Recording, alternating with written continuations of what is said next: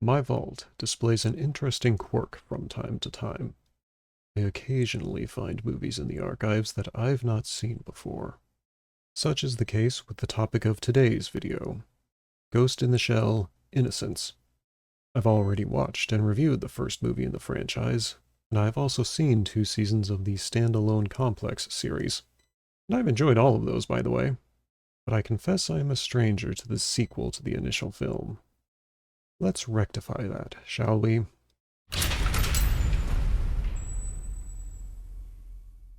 The story is set in 2032.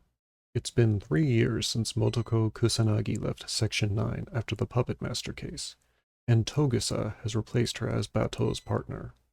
A string of murder-suicides plagues the city, and the culprits seem to be a line of robot dolls gone haywire.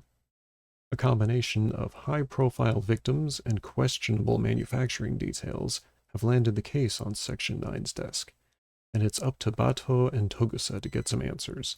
But every step forward only raises more questions, particularly in regards to the shrinking separation of man from machine. The story is interesting, and the movie is entertaining, but I wouldn't say it has the same sense of groundbreaking innovation as the first installment.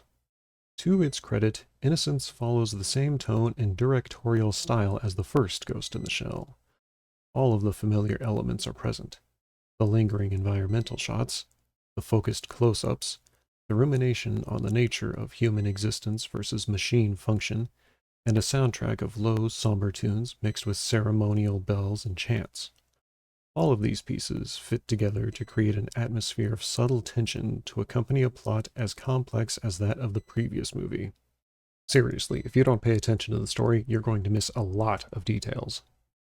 Unfortunately, that same adherence to formula serves as a double-edged sword. All of the stylistic choices that made Ghost in the Shell so unique now feel familiar. They don't quite carry the same weight.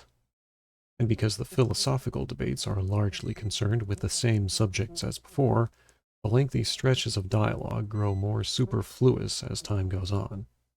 If you're looking for a fun challenge, try to count the conversations where a character doesn't throw in a philosophical quote or literary reference. It also doesn't help that the largely 2D animation now includes portions of CGI interspersed throughout. I addressed this mixture in my brief look at the first Ghost in the Shell, and I find that the inconsistency makes for a distracting viewing experience. All that being said, the story does take a couple of opportunities to break away from the first movie. For one, Otoko's absence now puts the focus on Bato and Togusa. Bato has proven himself to be as contemplative as his former partner in the past, but here we see the lifestyle and personal interests that keep him grounded in the material world. He maintains a more open sense of camaraderie with his teammates. He shows more thrill at the thought of a good scrap. He has a basset hound he cares a great deal for. Who's a good boy? Who's a good boy? And he likes to relax with the simple pleasures of a beer and some music. Togusa likewise adds a sense of relatability to the film. His wife and daughter are often at the forefront of his mind. He is aware that his capabilities do not compare to Motoko's, and he often feels out of place as the most normal member of Section 9. He's visibly shaken after near-death experiences, yet he is ever willing to step up to do his job. These human aspects of the central duo keep the movie grounded, and prevent the story from drifting too far into the abstract. Much like Ghost in the Shell, Innocence spends much of its runtime dwelling on the subject of transhumanism, albeit from a slightly different angle. The first movie focused primarily on the human approach to the melding of man and machine, the risks to an individual's identity and psyche as the brain and body become increasingly mechanical, as well as the potential for growth and evolution as we approach the boundary of cybernetics. But by giving fully artificial dolls a key role in the plot, this movie flips around to examine the machine side. What dangers may exist for machines as their designs grow similar to a human's? What possibility there may be for a machine to develop a soul or ghost? And whether or not such a phenomenon might genuinely benefit said machine. I wouldn't say this sequel builds on the first movie's discussion so much as shifts its focus. but it still offers much to contemplate.